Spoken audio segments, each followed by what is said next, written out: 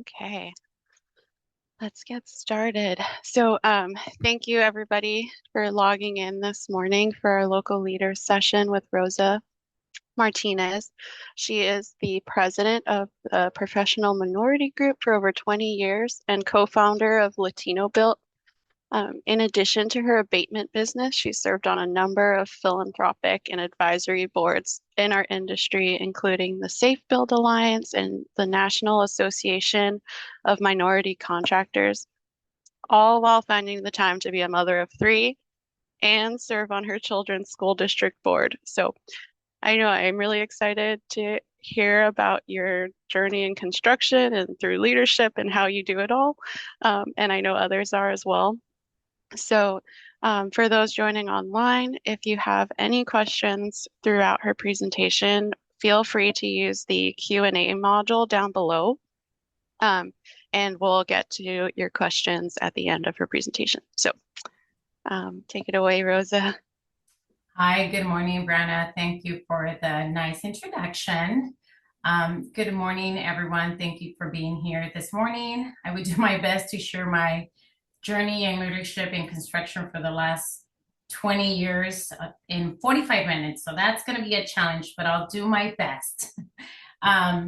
So I have a little presentation trying to summarize my journey. I'm going to be talking a little bit about the beginning, my early years, my lessons learned, the present day, our future, and my community.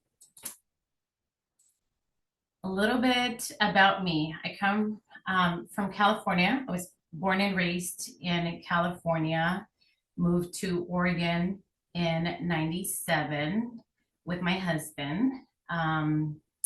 I come from a very humble family. I was raised by a single mother with 5 children.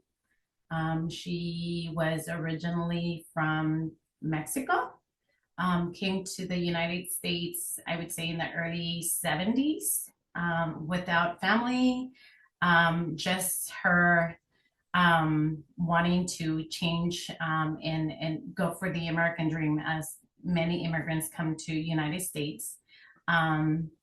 So that's where I come from. One of the most pivotal moments in my life came when I was a teenager and lost my mother. This loss really impacted me and gave me the strength to develop resiliency, perseverance, and the hard work that are the foundations essentially of my business and my life journey to this day.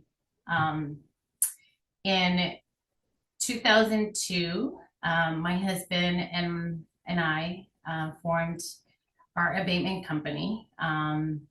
Back then, we only did abatement. That was our specialty. Over the years, we've added additional services, demolition being one of those. But back in 2002, we created our business out of necessity, right? It's not something that we planned.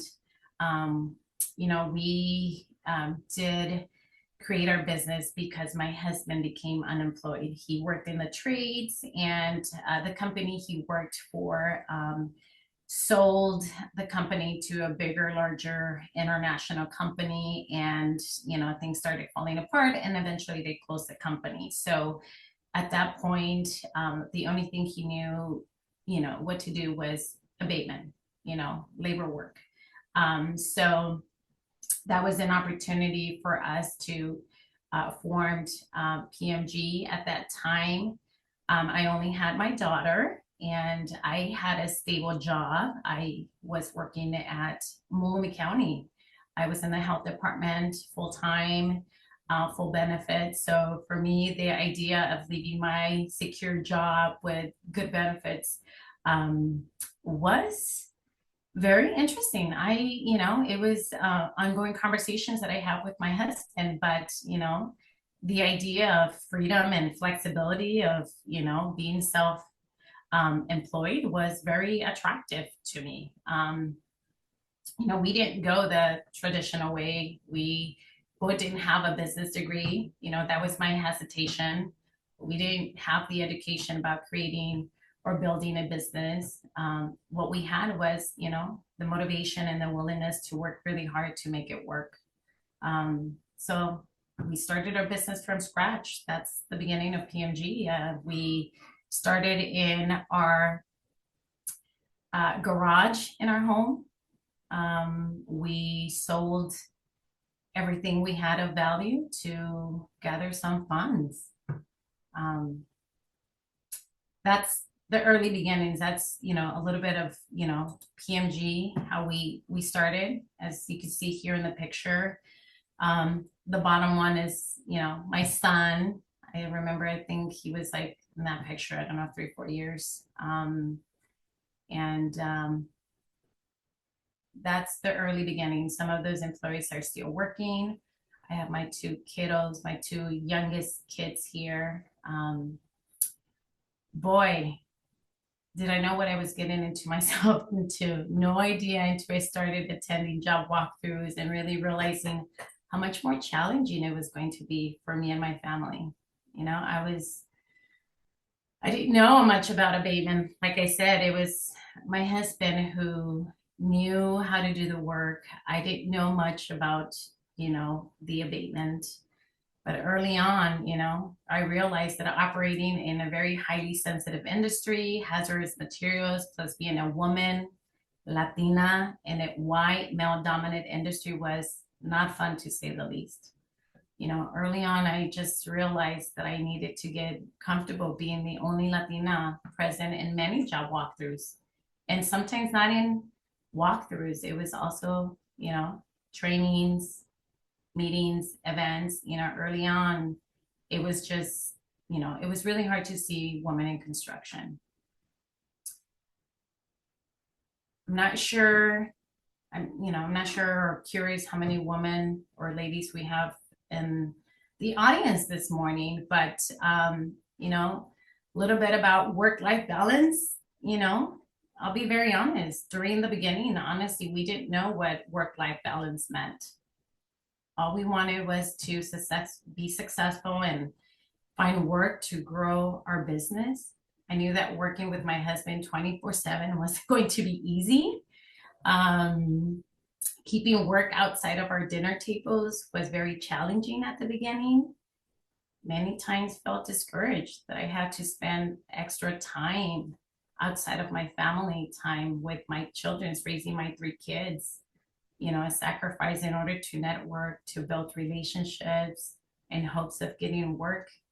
And never did I ever encounter any of my competition, but yet they were getting all the work. I just didn't understand how did that work? Like, how does that work? I'm sacrificing my dinner times at times because you have to go to after hours networking events. You need to get out there and, offer your services, build relationships. And I never encountered my competition.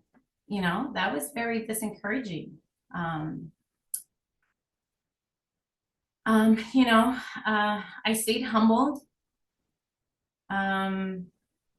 We, I early on, getting started, like I said, we started our business from scratch. So I stayed very humbled in terms of anything that was thrown at me in terms of education opportunities, networking opportunities. I never stopped learning.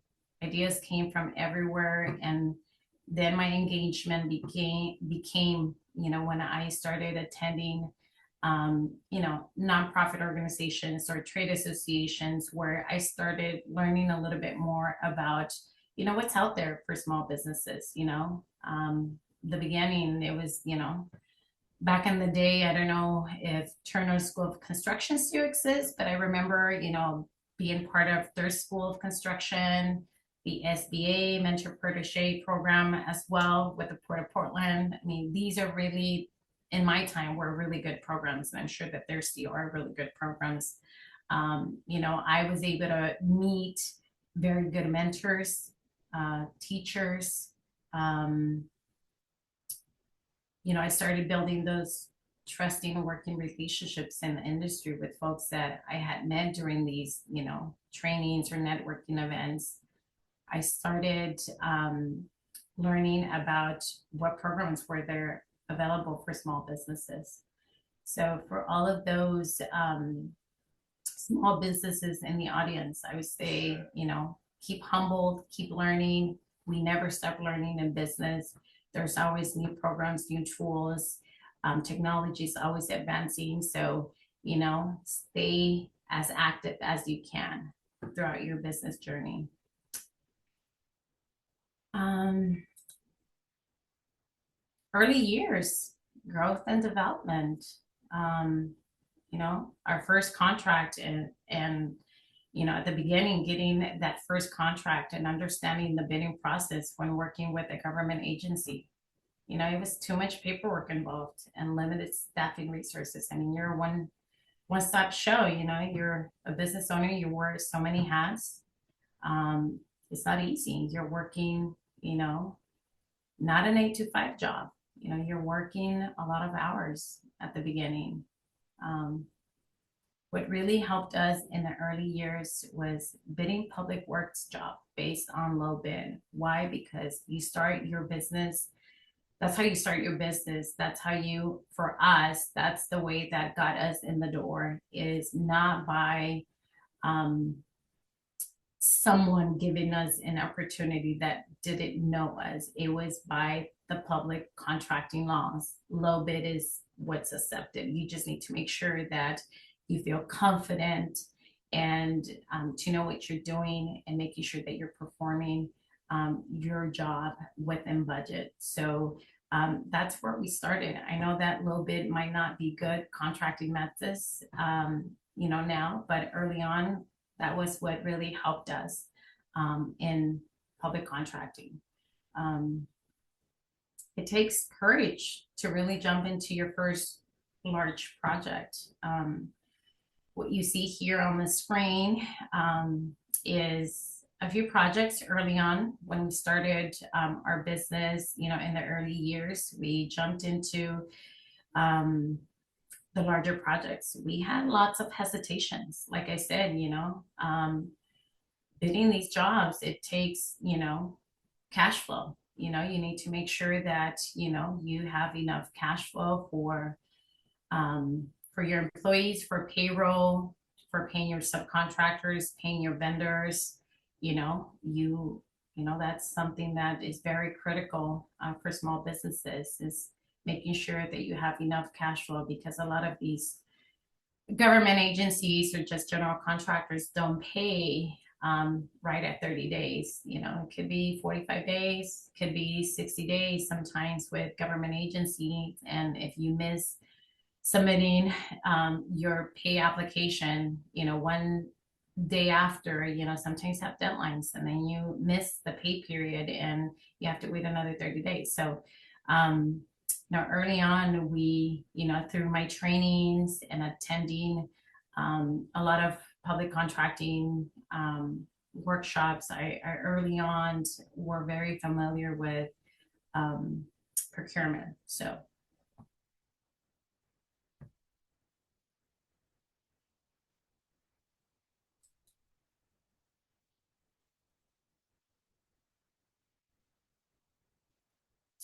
and again, Portland is a small contracting community, and your business reputation, it really matters.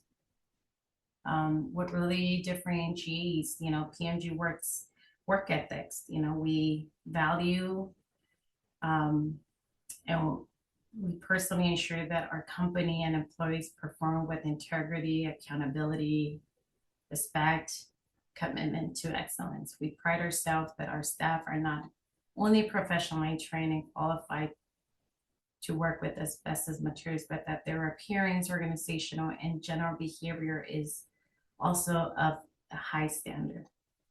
We are very thankful to those trusted partners, general contractors that follow our business journey and continue to provide meaningful project opportunities.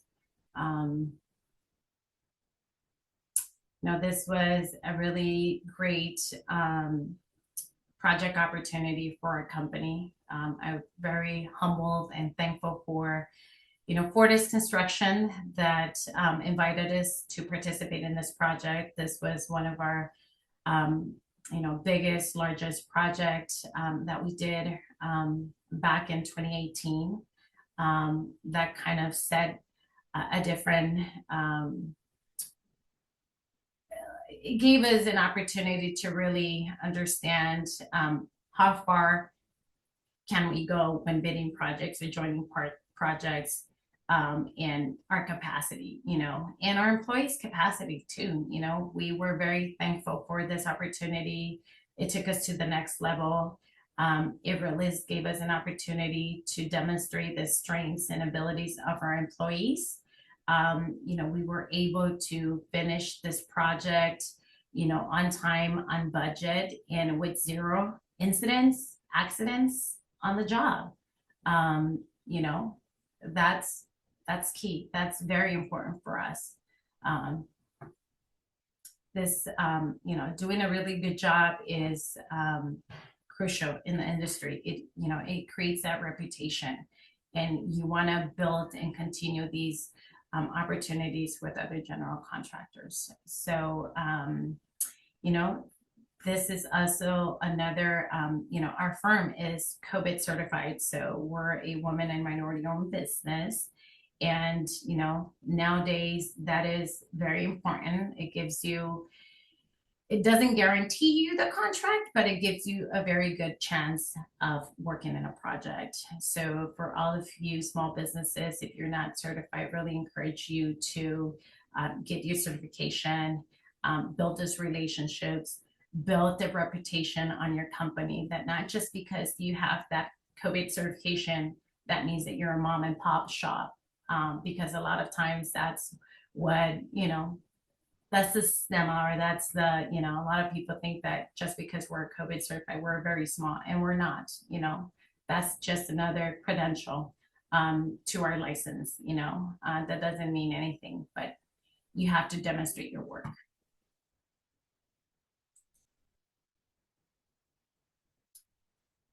20 years of maintaining authenticity in our business. Maintaining business authenticity means ensuring that PMG remains true to its value, mission, and ethical practices while building trust with our customers and employees. We are always soliciting for feedback as a way to improve our services. It's really great when you're getting feedback, whether it's good or bad. I always welcome, every feedback. I'm always looking for ways of improving our services, whether it's quality work in the field, whether it's internal processes, paperwork. So I'm not sure if you guys could see on the screen, but these are most recent kudos from our clients. I have on this project PCC. Recent feedback from the project manager. He's really happy with one of our projects currently. And the other one is a residential client. That's always good for us to learn what we're doing good, what are not doing good, how to correctly correct action, and continue with our work ethics, and making sure that we're evaluating our business on a day-to-day.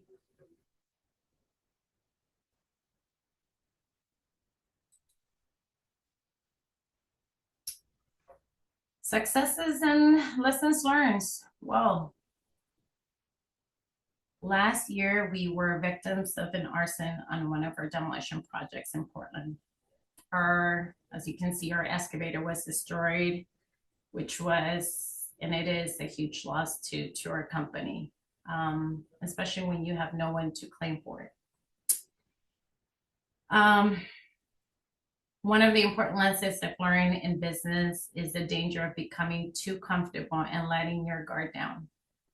It is easy to really rely heavily on trusted partners. Could be your attorneys, insurance brokers, CPAs, assuming that they're always providing the level of service that you deserve or you need. However, Even the best business relationships can lead to overlooked details or missed opportunities. This is, it's a long story, but all I'm going to say is for all those businesses, please stay actively involved, making sure that every insurance renewal, making sure that you're making someone accountable in your office. We, for whatever reason, didn't have insurance coverage in this piece of equipment. Again, as a business owner, you give or have a lot of, you're wearing so many hats, you're relying on other people to do the right thing, to make sure that they're looking out for you. Whether that's an internal staff person or your insurance broker, making sure he's asking the right questions, that he's staying on top of your business, your policy, making sure that when you're purchasing your pieces of equipment, that you're staying updated. This is crucial.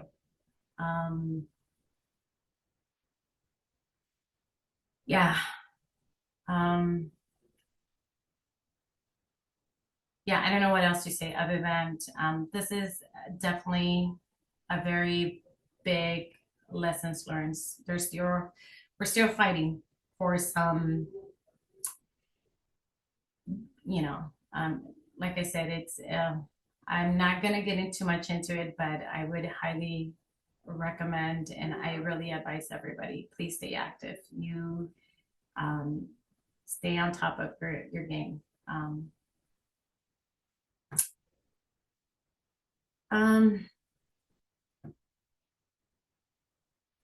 Present day. This is one of our current projects with Fortis Construction. Remember, I shared earlier on back in 2018 that project opportunity that we had with Fortis Construction. Well, they're a returning client. We're very humbled to the opportunity of working with them again. This is another high profile project that we are currently doing with Fortis Construction.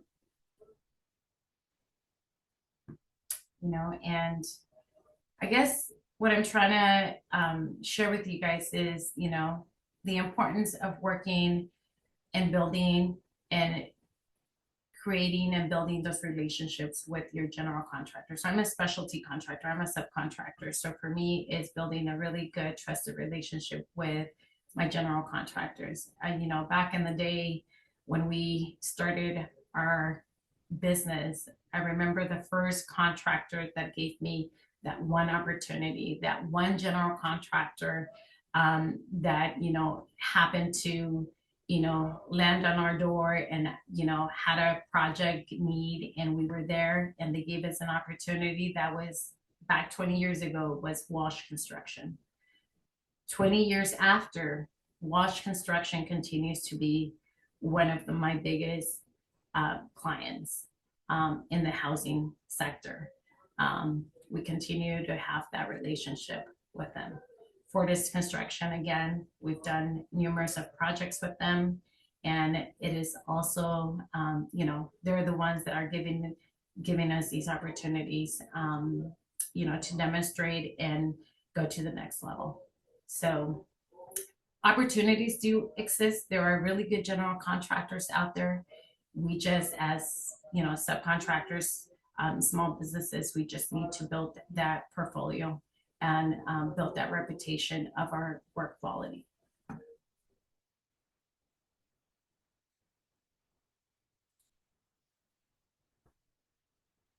Present day, our team, I don't know if you remember my first couple of slides to your, screen, to, I don't know, your left, this kid over here. That was that kid that was sitting in the desk behind the desk. That is my son. He gets to now go to our construction job sites and work with my husband, Ramon, who's next to him. Um, the other picture on the other corner, the young lady, I don't know if you guys could barely see her, but that's my daughter, Cynthia. Um,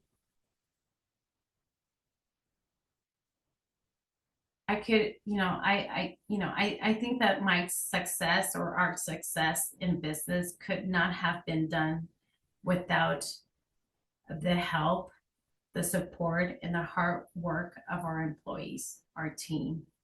I think that not only me as a business owner, my husband, or my family have sacrificed. I think that, our employees are also, and their families have also at one point have sacrificed for our business to help us grow our business, to help us in creating that good reputation that we have, because it's not only us PMG building that reputation, it's them also creating and building that reputation for themselves in the industry. It's who they are, it's what they're leaving behind. Making sure that when they're on a job site that they're doing a really good quality job, that they leave the job site as when they arrive, or better, cleaner, nicer. um, so I'm very grateful for my employees, because we can't do it alone. It's their support and them doing the really hard work out in the field. I get to do the really hard work in the office, administrating jobs, bidding jobs successfully. So we get a project where they're able to also be successful with us. Um, so present day, it's, for me, it's very rewarding, to see what we've done over the 20 years, seeing my son, engage in our business, my daughter interested, learning from mom, learning from dad, hopefully they'll, want to our legacy. Um, the opportunity to see your children be part of your business, it's really fulfilling to know that what you've done, it's been worth it.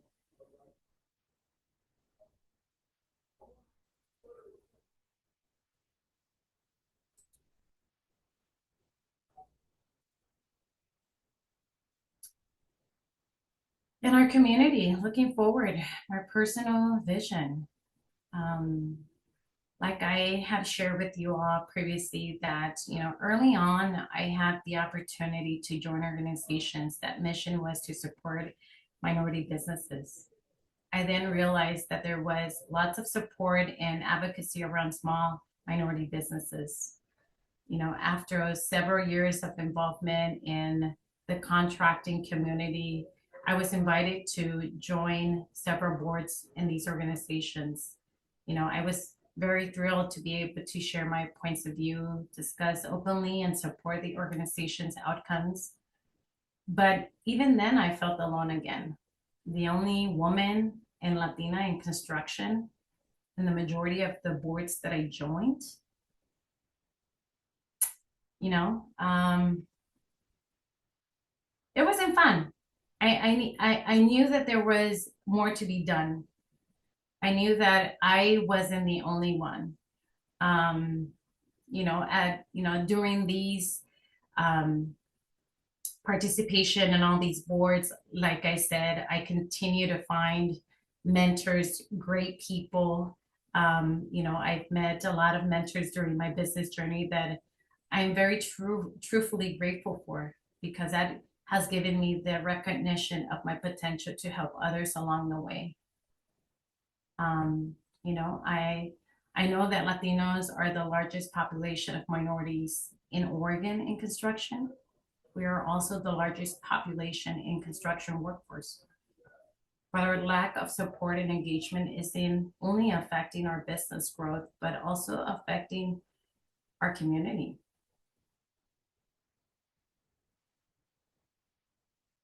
I knew that I wasn't the only one feeling alone.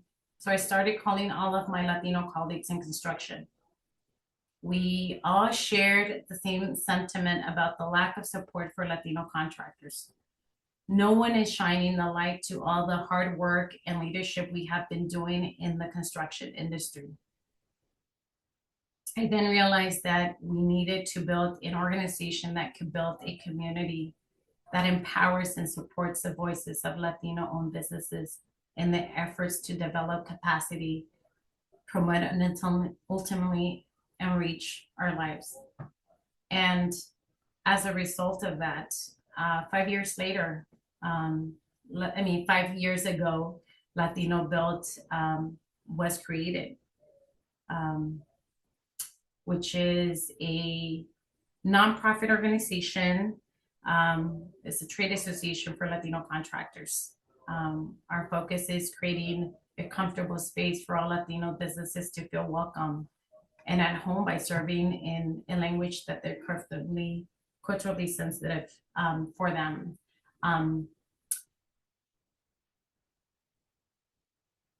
I would say that LatinoBuilt is really my personal fulfillment of paying it forward and leaving a better place for Latinos to thrive in the construction industry. Through LatinoBuilt, I'm able to really mentor and coach other small businesses that are looking to learn. So that's my giving back to the community. I think that for me, it's very rewarding having an organization that really is shining the light to, all the hard work of, many Latinos, small businesses. Through LatinoBuilt, I'm able to see how much need there is in our community, and, how many businesses were in the same situation where I was back 20 years ago. Back 20 years ago, I wish I had all the assistance and the need that there is today nowadays for small businesses. But nothing really felt like home. Really, nothing looked. There was no services back when I started. And I was talking to individuals, but we couldn't relate back then. It's like you're talking to people that don't look like you, don't speak Spanish, don't understand your culture. It's challenging. There are things that you can't just translate. You need to understand. You need to come from that community. And I feel that today I have a voice for some of those businesses, for making sure that there are services and advocacy services for them. So that's my gratitude and my giving back, my personal vision for our community. And if you in the audience don't know about LatinoBuilt, I really highly encourage you to please visit our website, get engaged. We're always looking for volunteers. We are providing Spanish language trainings, whether you're a small business or you're in workforce. We have great services for both business level, and we have a pre-apprenticeship program as well for Latino young kids.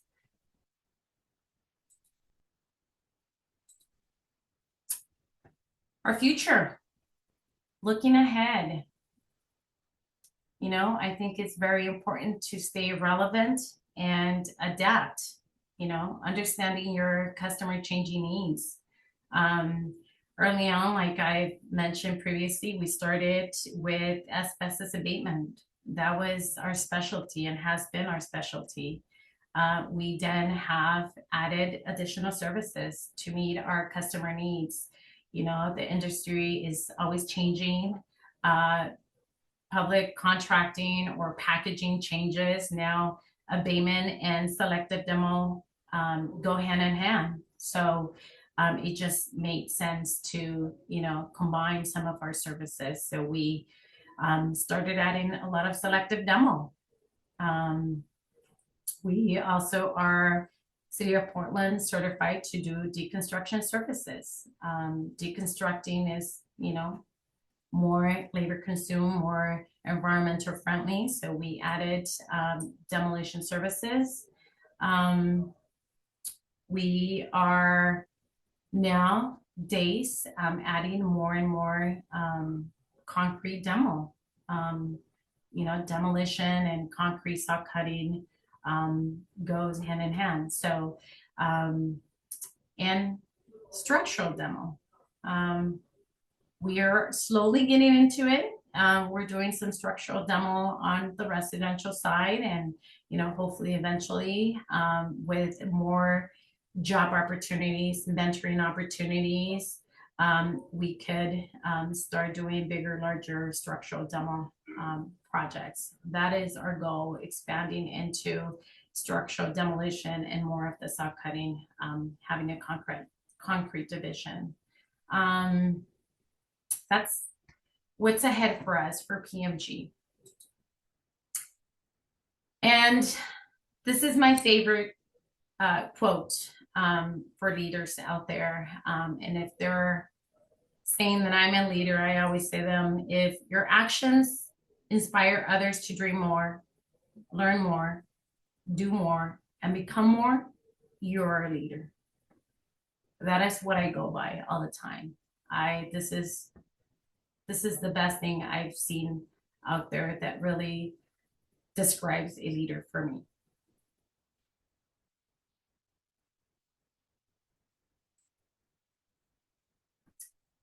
Thank you. I think I'm very grateful for this opportunity. I don't think this is my first time really sharing my journey. Hopefully, there's questions in the room.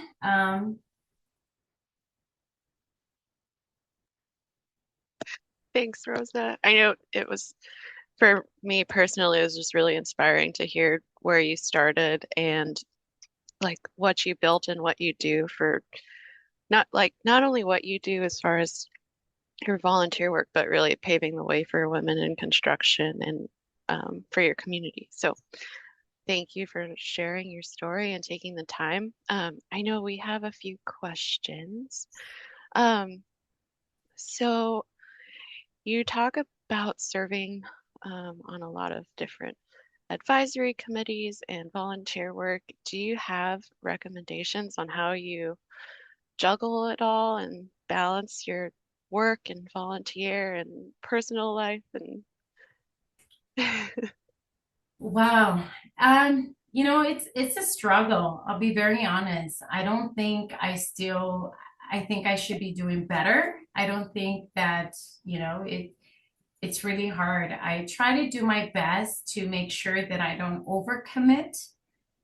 When you're feeling very overwhelmed, um, that means that you're overcommitting, and just set some parameters of wanting to join one or two boards. If you're feeling really overwhelmed that you could, you're going 100 miles per hour, then it's a time to sit back and resign from a few of the things that you're doing, and really think about what is it that your involvement is going to really do. Is it going to help you advance your business?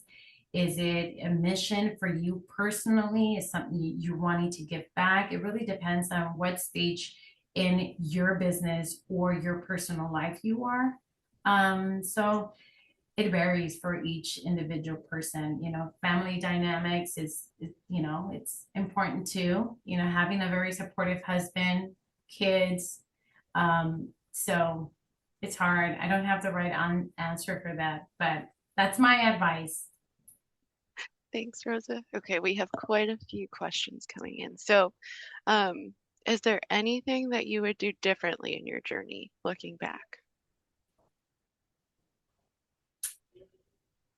Yes. Um, like I said, I mean, I started my business from scratch. I didn't have a business plan. I didn't have any goals, you know. I remember we started our business from out of necessity.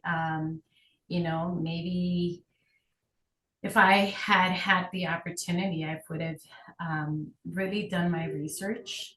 I really would have sat down and created a business plan, to set some goals of what I wanted to accomplish, you know, um, the do's and don'ts. I don't, I was just going day by day, essentially. And that day by day was for at least for the first 3 to 5 years, until I started engaging in all these, trainings and all these mentoring programs where I realized all the things that I was doing wrong.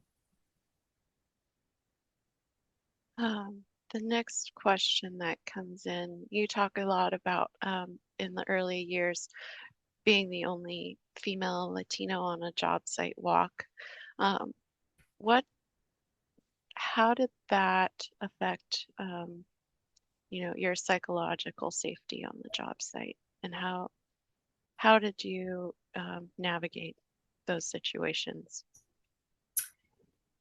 You know, I think that, even I think it was me having the issue. I mean, I remember attending job walkthroughs, and it's like I would look around and it's like, oh my gosh, I'm the only girl.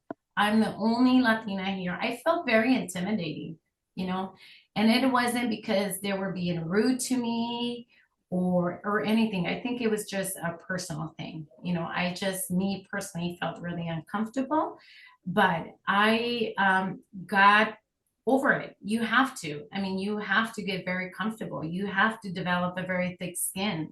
You are going to have to demonstrate yourself to others that you know what you're doing in business, that you know your industry. I had to, for my sake, for myself, I have to, build that confidence in me as a woman, that I do know what I'm talking about, that I do own the respect in my industry, that it's not just this woman showing up and doesn't know what she's doing or what she's looking at, right? So it was me building that confidence internally.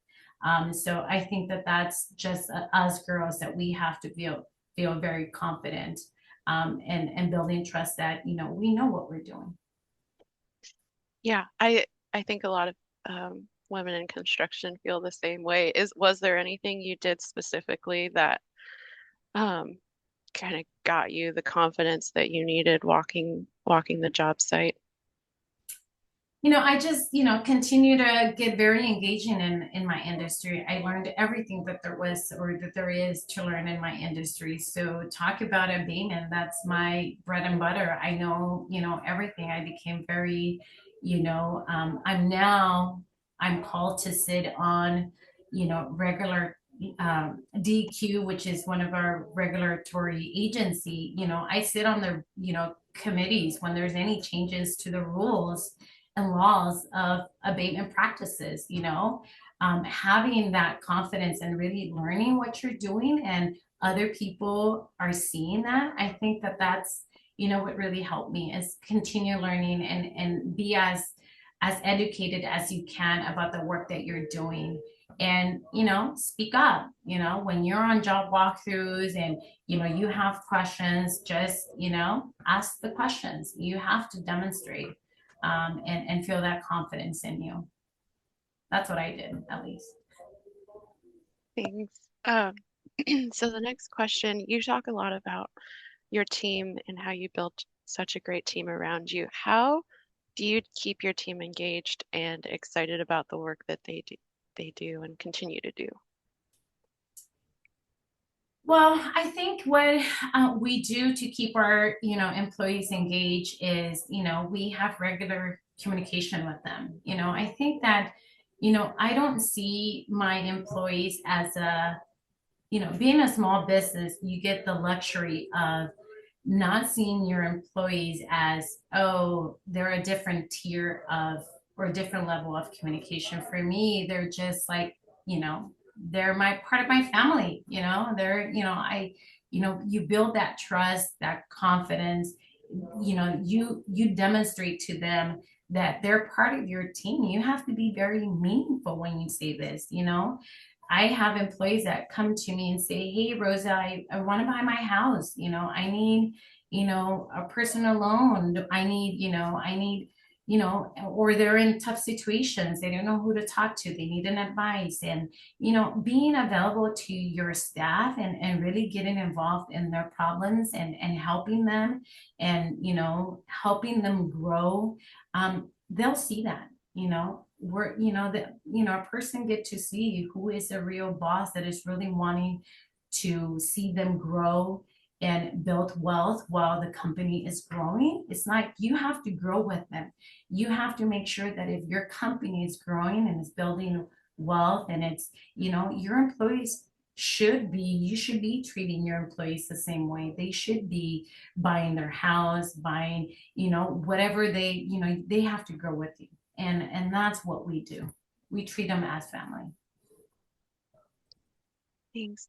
And okay, let's see, the last question. So,